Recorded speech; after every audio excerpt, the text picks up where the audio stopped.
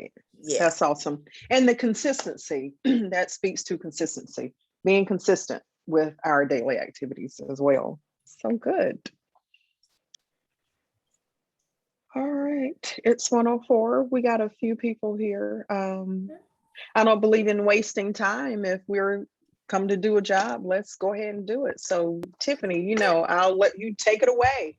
All right. Well, so today's first topic, and by the way, welcome to Glad You Asked.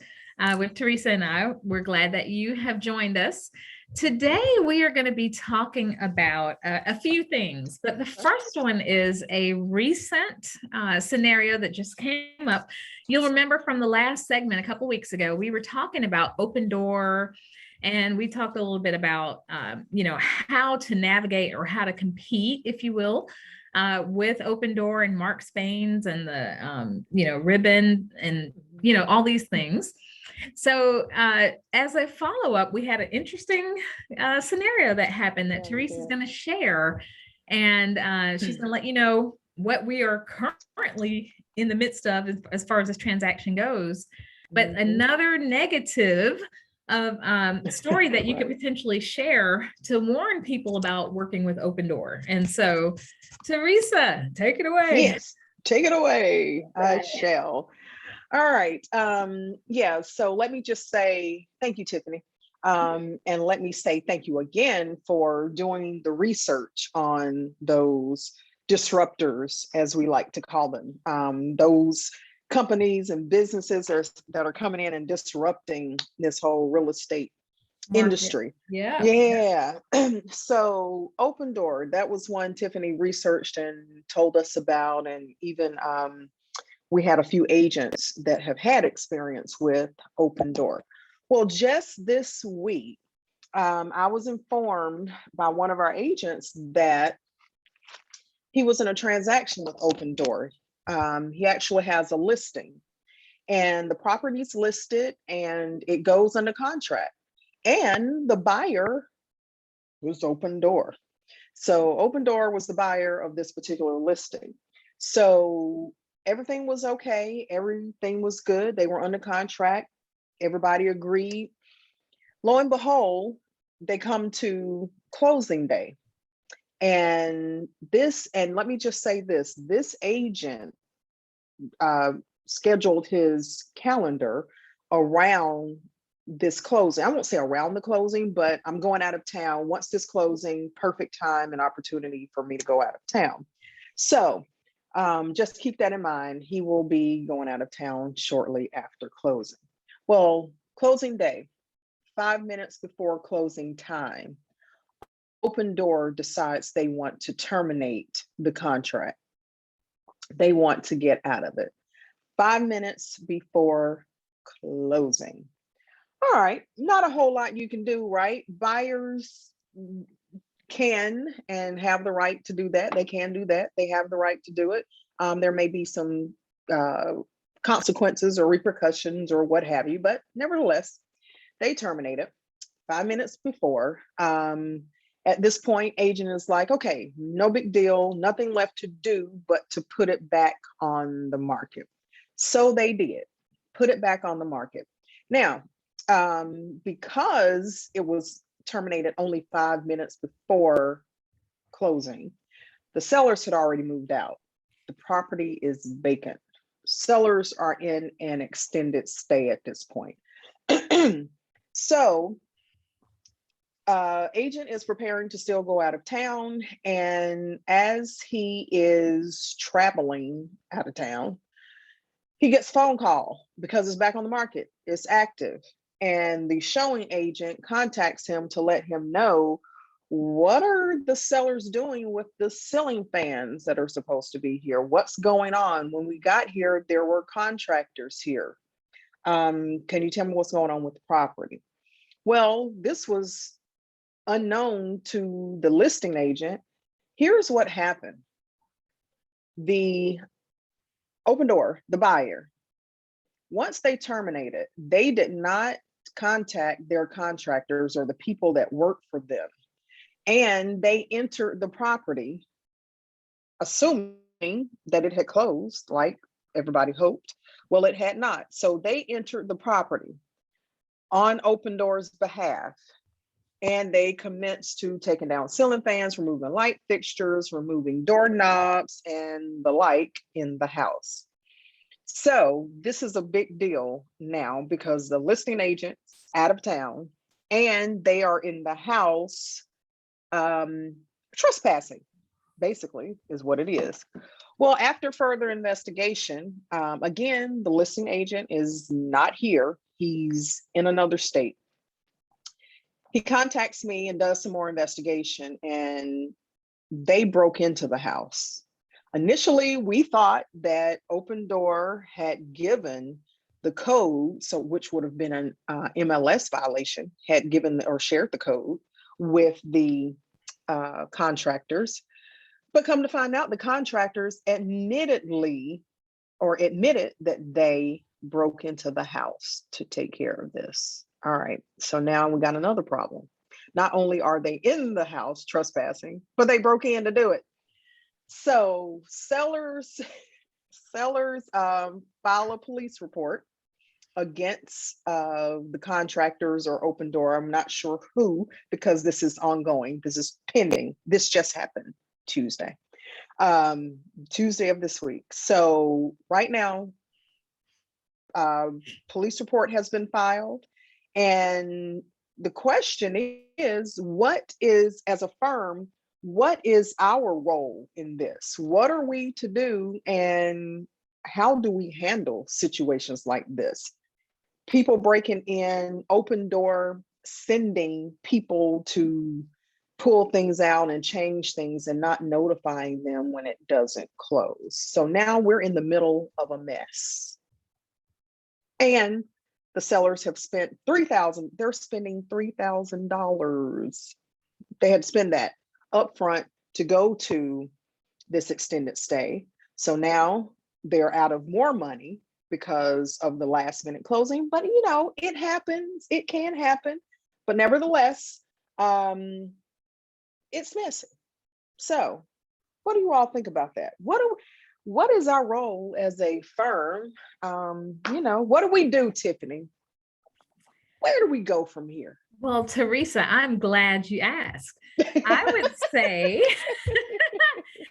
avoid Open Door at all costs. No, I'm kidding. Right.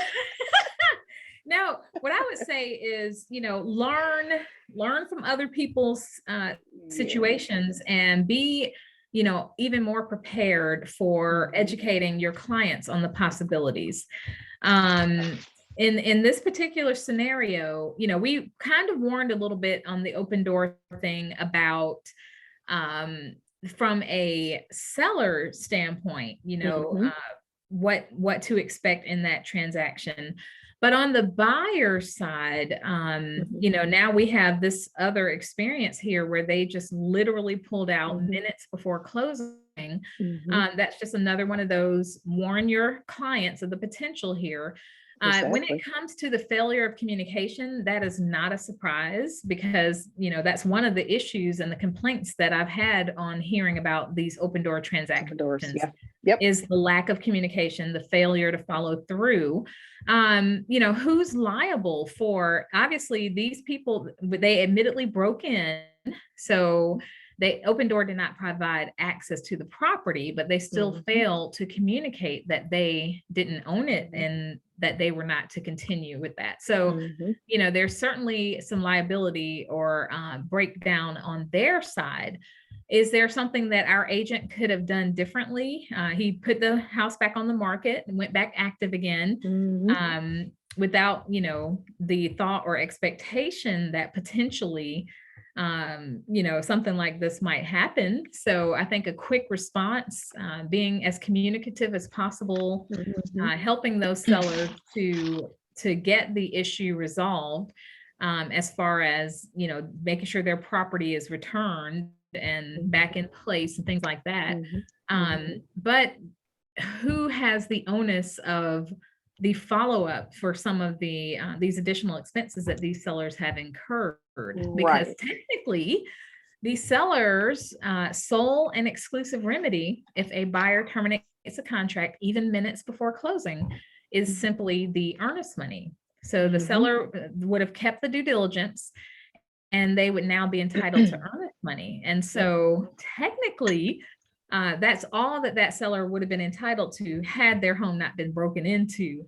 So there could potentially be some liability from what happened due to Open Doors' failure to communicate with their contractors. But again, is the firm responsible for doing any of that follow-up, or is that more of a seller needing to pursue it type of scenario is the question. Yeah. And I would say that it would be the seller that would need to pursue it further from action against Open Door. Right. And that was my response to, or not response, but correspondence with Open Doors Big. I did reach out to Open Doors Big and say, hey, you know, just hoping you're aware of the situation and what has happened.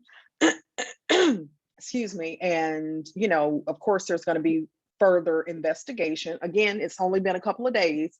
So there will be further investigation, and just understand that there may be more, you know, consequences or more action coming. So I did just give them a heads up on that to say, hey, you know, it's not investigated completely.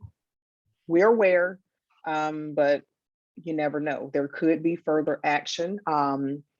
I didn't say from who, because at this point, some of it is on the seller. The majority of it really is on the seller to pursue. Maybe they need or are the ones that go after Open Door if they so choose to. But I just wanted them to be prepared that if investigations, you know, turns something else, then further action may be needed. Yeah. And so another sad fact in that scenario is that generally with these Open Door type of offers, they don't tend to give due diligence or very much in due diligence. And so that poor seller may not have received a very significant due diligence fee to potentially cover these expenses that they're stuck with. The beauty is that we're in a fantastic seller's market. It will likely still sell very quickly, and hopefully they'll just go with a traditional buyer as opposed to one of these iBuyers because of their experience now. But again, because Open Door offers don't always have due diligence fees necessarily associated with them, that seller may be out of, you know, or in a worse situation than they could have been if they went with a different offer. Right. And right, Tiffany. And the other thing with that too is when they don't offer much due diligence or hardly any, you know, little to zero earnest money or due diligence, they are more likely to walk away. It's easier to walk away after that, which is, you know, Open Doors thing. You know, they're not going to offer. Yeah, exactly. That is their strategy. And one thing I am going to get, I have to find out if Open Door has any other stipulations or addenda that they put with the standard offer to purchase. I have to find that out, because some investors do. They'll have overlaying stipulations that may not so much contradict, but could very well put the seller in a position where they don't have any recourse. A lot of investment companies do that. Yeah, investor type companies. Yep. So that was one situation that is ongoing. It's pending. We'll see what happens. Yeah. And so, you know, again, take these scenarios, take this information that you're learning and protect your clients with information. Make sure that they know the risks when they are considering iBuyer offers, because they may be very reasonable offers. They may seem like they're in their best interest, but then there's a lot of things behind the scenes or things that could potentially pop up that don't work in their favor. So just being aware, just be aware, and share as you are exposed to more of these scenarios. Yep. And hello to everybody else that has joined. Thank you so much for joining. All right. Well, so any questions about that scenario before we go into some other topics for today?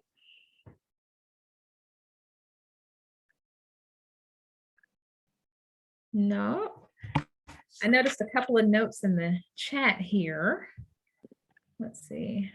Oh, just definitely a cautionary tale. Thank you for that, Cynthia. That it is. That it is. All right. So before we jump into the open forum for just, all of your questions, there were a couple of mega camp takeaways that I wanted to share, and also wanted to get some of your thoughts or your feedback if any of you all attended mega camp last week. And so one of what I felt like was one of the more helpful takeaways that I received from mega camp was to lead with care. So you may have heard before to make care calls, to check on people. Right now is a really good time to be able to make those care calls. There's so much happening in the world. So many people are being impacted, not just by COVID, but also by the hurricanes that are happening, or loved ones perhaps overseas serving. There's so much happening in the world that now is a really good time to just reach out and check on people and make sure that they know that you care and that you're concerned about them. And so just that reminder of leading with care.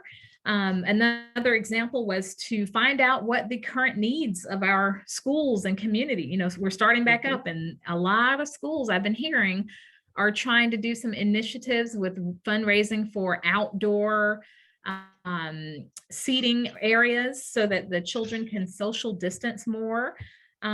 So getting involved with the community and school needs and creating opportunity for your potential clients to get involved and help would be a really great opportunity to start with contribution, to gain trust, and lead with care, and then the business will come.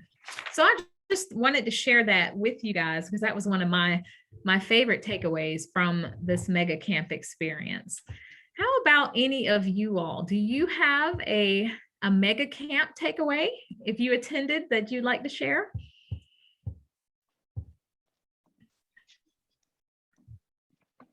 Well, Tiffany, I'll share this. Okay. One thing that I really I appreciated hearing about this. They had different agents on there and how they've been able to maneuver this market and their business in this such a unique market.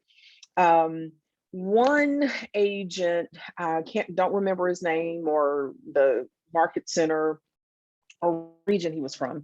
Anyway, he is a buyer's agent and handles mostly buyers on his team. And he talked about the home inspections and having or pre-scheduling, not the home inspection, but a contractor to actually attend the showing with them, with his client.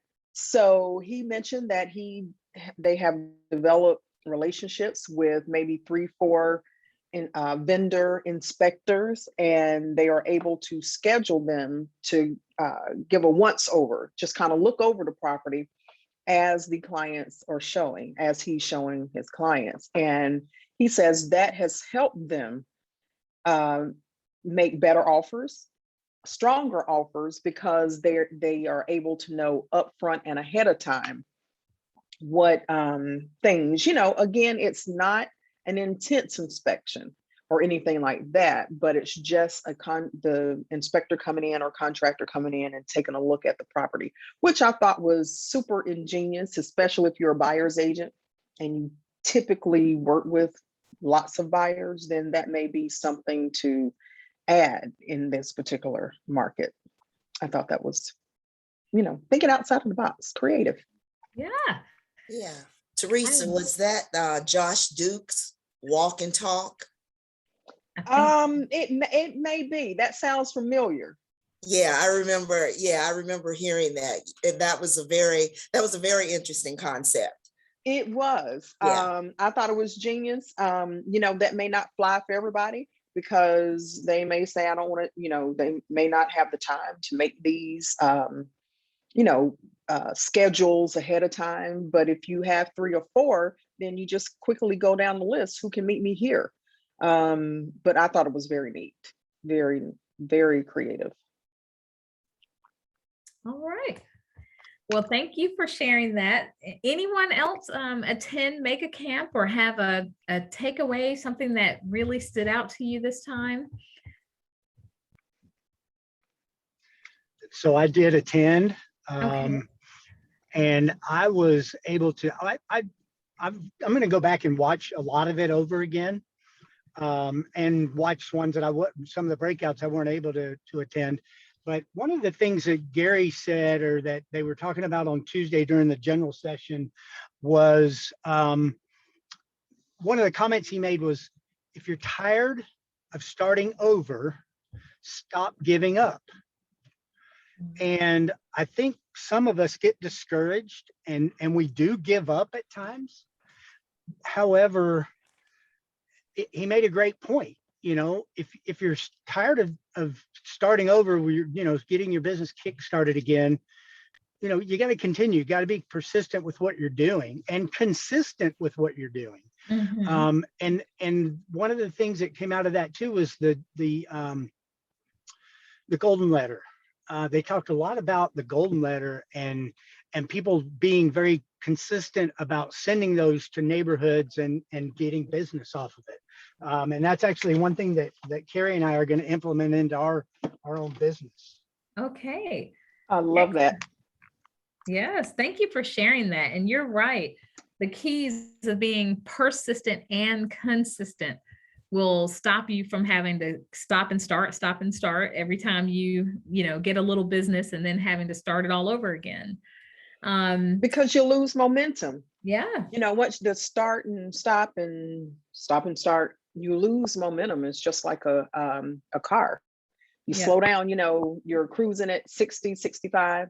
For some of us, maybe cruising at 80. I don't know. I could be speaking for myself, but anyway. 110, just 110. Okay. Okay. I'm just going to cruise at 80. But, once you have that momentum going, it's easy to cruise. But once you have to slow down and stop, it takes a while to get back to 110, doesn't it, Tiffany? It does. So I like that. Keeping the momentum. Thanks for sharing that, Mike. That's a good one. Yeah, Mike, that was great. And actually, I remember I had some good notes about that golden letter. I love that was one of the really cool takeaways. It doesn't have to be complicated. And in fact, the letter should be very simple and repeatable and something that you could get someone else to actually do for you. Just do it consistently, So I thought that was a fantastic idea. So what are you thinking? What is your strategy for your letter? If you don't mind sharing. Yeah, so we've already picked out a few neighborhoods that we're going to hit with the letter. Okay. And we are going to keep it fairly simple. We even thought about door hangers and door knock the neighborhood, not just send a letter, but actually kind of double dip it, if you will. Going out door knocking, and the ones that don't answer, you do the door hanger, right? And that way you're kind of, I do better face to face, and I know a lot of my coaching people have heard me say that. Yeah. And so if I can get out and talk to people, I can usually land some business, no problem. And the beginning of that where it said, if you're tired of starting over, stop giving up. Well, the whole month of July, we were remodeling a bathroom, and we didn't do any business in July, and it's showing up right now in my bank account because Yeah. I didn't do Right. much in July. I had to make Right. up for it in August. So we've got several closings scheduled for September, but nothing scheduled for that we closed in August. So Yeah. that taking that month off really hurt. And when I say, I mean, it's not like I'm starving or anything. You can probably tell Right. that, but Well, you're you know, you're a McCann. You're a McCann, Mike. So we're no, well, you're not. yeah, we can fend for ourselves, right? Right. But yeah, I Right. mean, and I think that one really hit home, that one phrase, Mhm. because of that, and it made me think about, now I'm in that dip on the roller coaster on the downward Mhm. slope Mhm. because of my August production. And Mhm. I'm just being transparent. All of us go through this, right? Yeah. If you don't do the work, things happen or don't happen in my case. So That's Yeah. right. And thank you for being honest and transparent. Mine is Yes. usually December, just with kids being out Mhm. for the holidays and such. Things for me slow down in December, and then I spend Mhm. January starting it back up again. So Right. yep. Right. I yeah, love it. it's something that if we keep an eye and get something that we can repeat and keep consistent, then you won't have that gap, right? Yeah. That's right. Yeah, so That's thank awesome. you again. Wonderful idea. I had some notes. I'm a big note taker. And so when it comes to this golden letter, in case anybody doesn't know what that is, what the idea that was shared was that there were 100 letters per week that were sent to specific neighborhoods that you target, for either buyers that you can't find a house for, but they definitely know they want the area or the neighborhood, or whatever neighborhood that it is that you want to work. And then you just consistently send those 100 letters every week to your target neighborhoods. They had, in this particular example that they gave, were people who had bought in the past 3 to 10 years, that bought homes that were under 200K. And then they were letting these people know that they have how much equity they likely have if they bought their home in that time frame now. And they shared that they were getting about 2 to 3 calls back out of their 100 letters, that led to listings and creating some inventory for the buyers that are out there, that are, just struggling to find houses to make their offers on. And so what they said was that you don't have to handwrite the whole letter. You could have the letter typed, but you do want to have a handwritten signature, and you want to have the envelope handwritten on the outside, to give the best chance of your letter being opened. And they said that it only takes 2 hours each week to have them prepped, stuffed, put the return address stamped. And so this particular agent that was using that strategy, just had their assistant to do it for them once a week on Tuesdays, and just very consistently once a week mail these letters out. And then of course make sure you're consistent in your follow-up from your lead gen efforts. So that is the idea or the concept of the golden letter. And we hope that that will be of some use to some of you all. If you're thinking about ways to generate leads and to do it consistently. All right. So Mike, thank you again for sharing that that's the one that stood out to you. And we'd love to hear how you find it working for you once you've done that for a few weeks. If you don't mind giving us a heads up on what kind of response that you're receiving. We'd love to hear about it. To go along Sure. with that, Tiffany, I remember not an agent in this office, but a previous firm. When she got into real estate, she didn't use the golden letter, but the whole concept of being consistent and choosing the neighborhood, like Mike just mentioned, targeting a specific neighborhood. She said that all over that neighborhood, it was just one agent in particular whose signs were always in everyone's yard. And if there were onesie twosies, but this particular agent had the market share of listings in that particular neighborhood. And she determined that I'm going to be or have the market share of listings in this neighborhood. So she went on her campaign. Again, wasn't the golden letter, but it's the same concept. And she targeted that neighborhood and marketed to that neighborhood, door knocked, as Mike mentioned, that neighborhood. And after about, I think she says somewhere between 2.5 years, she had become the listing agent of that neighborhood. So these efforts do work. So if you be consistent and do it on a regular basis, then yes, you can take over a neighborhood, even where another agent may have the lion's Yes. share Yeah. of the business there. Yeah. So persistence and consistency. Mhm. Wonderful, wonderful. Well, thank you for sharing that as well. And I did have one other idea that really stood out from the mega camp that I was going to share with you guys too. Now, this one may or may not be, there are several lead generation methods, and keep in mind that the one that's going to work for you is the one that you're going to work.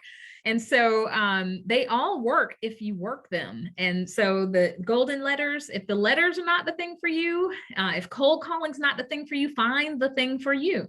So the next one that was shared was a sweepstakes giveaway. Okay. And so there was an agent that had a really big ticket item that she did a sweepstakes giveaway. She partnered with another agent. They both put in $1,000 and they were giving away a Peloton. Woo.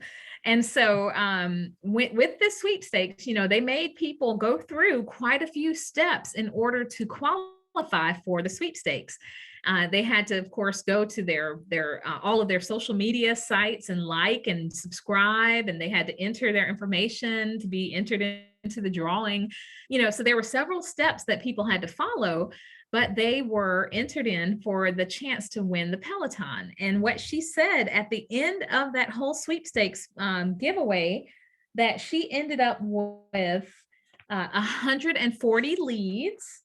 And that led to $37,000 in commissions after that one event, that one sweepstakes giveaway. So $1,000 investment towards buying a Peloton to get 140 leads and $37,000 return in commission was worth it for her. And she said that, of course, the key in that scenario is to make sure that you have a good follow-up system and strategy for those leads that you generate once you do some sort of sweepstakes or giveaway.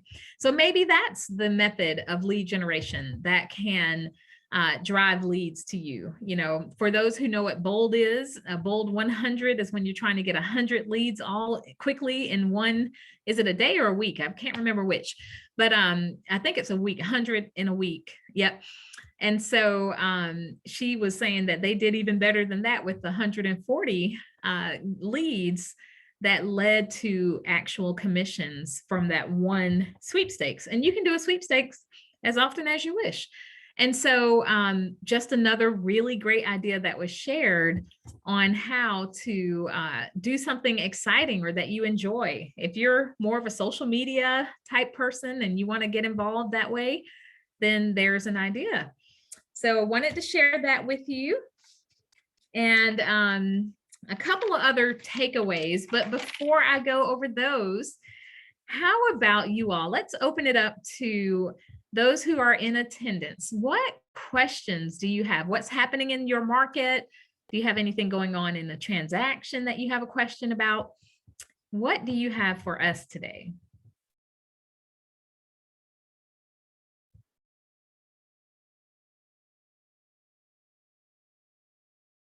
All right, I don't see anyone unmuting. I don't see anything in the chat here.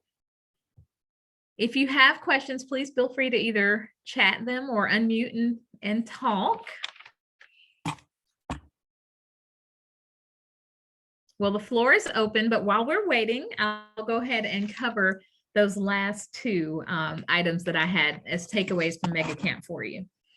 All right, so the next one that seemed to be a really big theme for me that stood out in Mega Camp was the concept of leverage. hire some help. You don't have to do everything. And in fact, hire someone to do the stuff that is not your strong point or your lane. So be willing to hire help, to get someone, to pay someone to go and do some things that would free you up to focus on the things that do bring the results. Okay. There was a website that was mentioned called cyberbacker.com.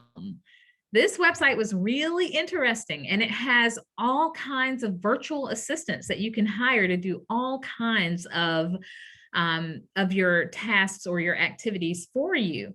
And so it was mentioned, and it's definitely worth taking a look and considering what may or may not make sense for you in your business. And so make sure to consider, and I've heard Ariel say it before. It's a Keller Williams thing here. Don't be afraid to hire some help, to get some leverage, to keep you focused on the 20% that bring the 80% of your business. All right. And then the last takeaway that I have that I prepared to share with you all today is to be coachable. Okay. You want to be coachable. No matter how successful you are, there's something that you can improve. There's something you can do better.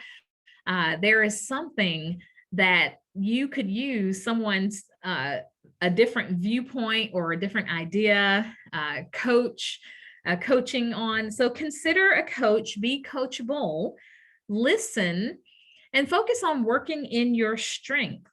And so again, leverage the things that are not your strength and focus on things that are, and make sure that you stay in touch with your past clients. So make sure that you work that database.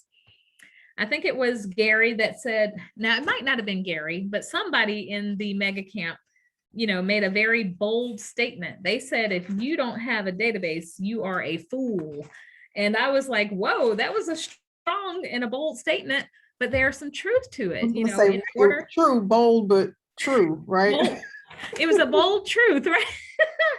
I don't know. I think it sounds like a Gary statement. I can't remember. I don't want to peg it to him if it was somebody else, but I remember that, that bold truth. Mm-hmm.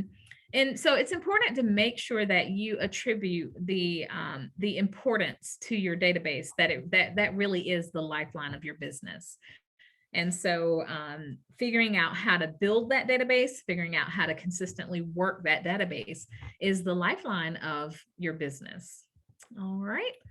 So again, another opportunity. Any questions? Teresa, did you have anything to add?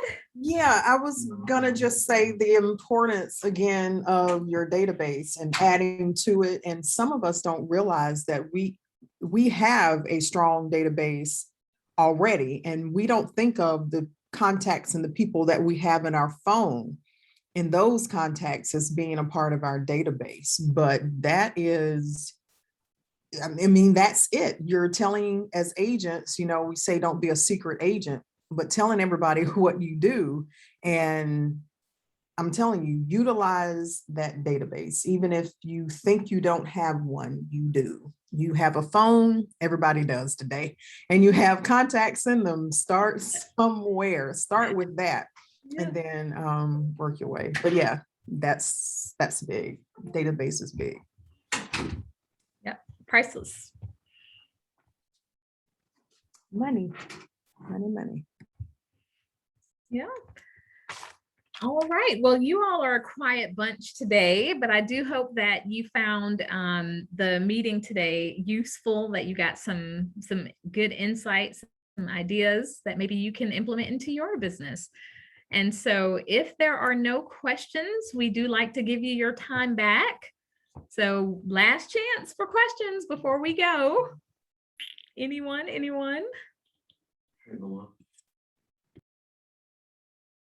No, I don't hear anything. All right. Well, thank you all for joining today. And we look forward to seeing you next week for our next edition of Glad You Asked. Thank you so much for joining, everybody. Thank you. Have a great rest of your week and weekend. Happy holiday. That's Thank right. you. Short week this week, huh? Or next week? Yeah. Short week. Mike, did you have something for us? I just want to say thank you. Oh, thank you. And Okay. thank you. See you Bye, later. everybody. Bye.